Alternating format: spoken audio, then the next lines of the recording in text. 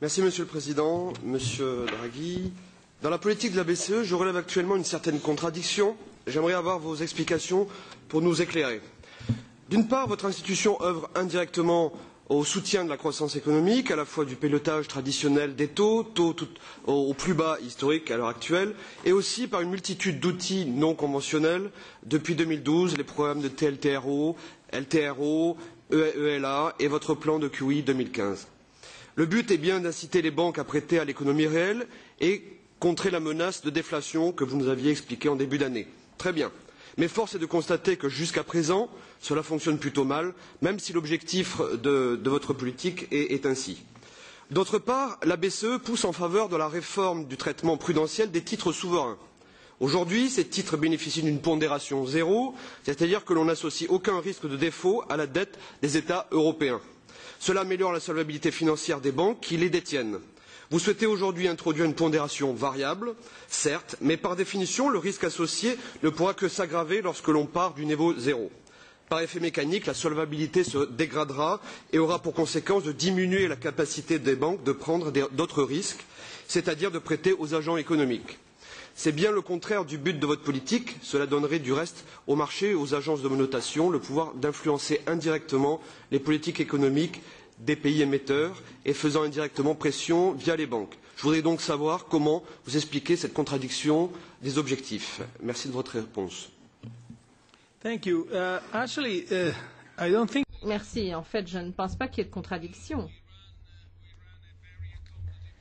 Nous avons une politique monétaire très accommodante et on va continuer à le faire comme le mandat nous le demande. Donc le taux d'inflation doit être proche de 2%, mais inférieur à 2%, et on est très très loin de cet objectif. Bon.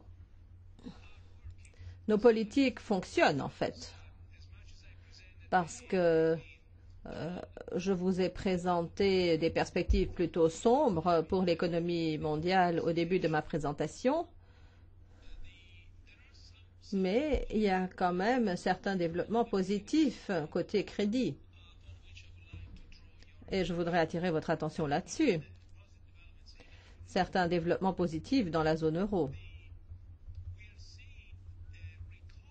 On voit une reprise des marchés du crédit, une reprise qui se poursuit, une reprise de plus en plus marquée même. Toutes les enquêtes que nous avons réalisées côté prêts bancaires et côté PME, donc emprunteurs, montrent que les prêts ont repris, pas uniquement en volume, mais également, et c'est très important, en termes d'extension. En d'autres termes, les emprunts ont repris dans les pays qui subissent des tensions ainsi que dans d'autres. Les taux ont baissé.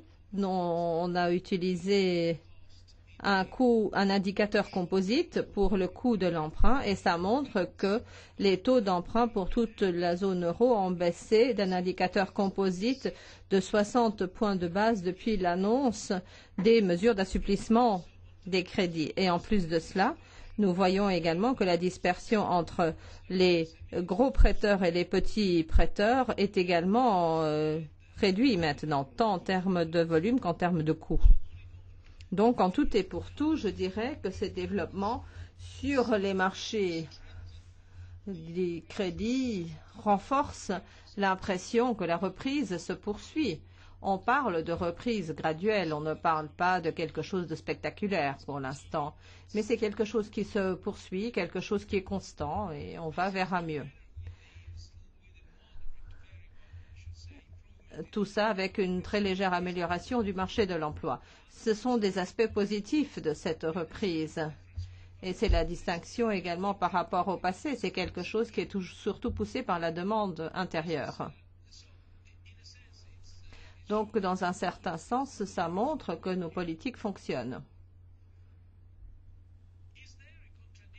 Est-ce qu'il y a une contradiction avec notre politique de supervision ?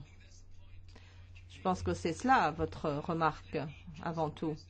Eh bien, moi, je voudrais aborder cela de manière générale et puis de manière spécifique, s'agissant des obligations souveraines et de l'évaluation des risques.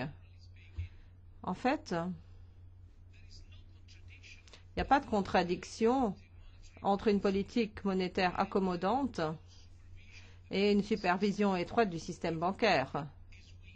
Si une banque est faible, si elle n'a pas de capitaux, à ce moment-là, elle ne va pas prêter. Si une banque a des actifs qui sont investis dans des opérations risquées, elle ne va pas prêter.